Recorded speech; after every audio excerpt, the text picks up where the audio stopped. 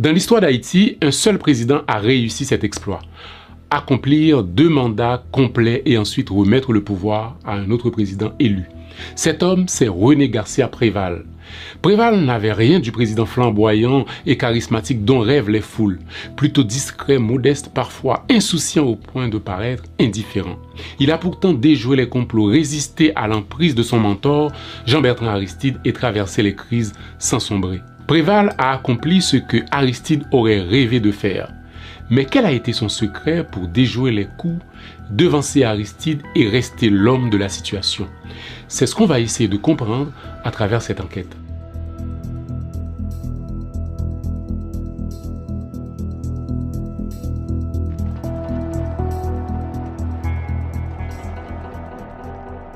René Garcia Préval est né à Port-au-Prince le 17 janvier 1943 dans une famille de classe moyenne.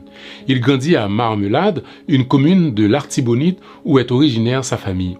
Son père, Claude Préval, était agronome et a été ministre de l'Agriculture sous Dumarsais-Estimé. Préval avait seulement 19 ans quand il a commencé à militer.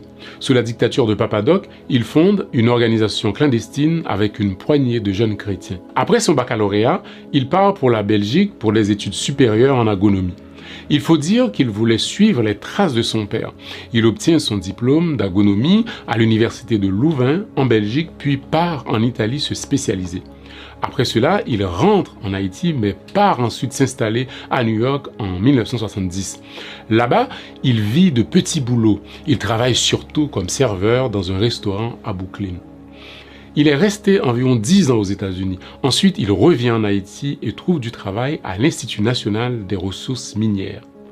Après le départ des Duvalier, Préval milite au sein du mouvement d'action démocratique MAD, un mouvement formé d'intellectuels visant à accompagner la transformation qui s'annonce après la chute de la dictature. Mais parallèlement à cela, Préval commence aussi des activités d'entrepreneuriat. Il fonde en 1988, avec quelques associés, la boulangerie du Centre. Et c'est cette activité qui va le rapprocher des milieux populaires. Préval fournit du pain aux enfants pauvres de Port-au-Prince et surtout aux enfants d'une organisation dénommée La Famille, c'est la vie, fondée par un jeune prêtre fougueux qui n'était autre que Jean-Bertrand Aristide. C'est ainsi que les 2 hommes vont faire connaissance et vont devenir des amis, des marassas, des alliés, puis des adversaires. Nous allons y revenir. Quand Aristide est élu président en décembre 1990, il nomme Préval son marassa Premier ministre en février 1991.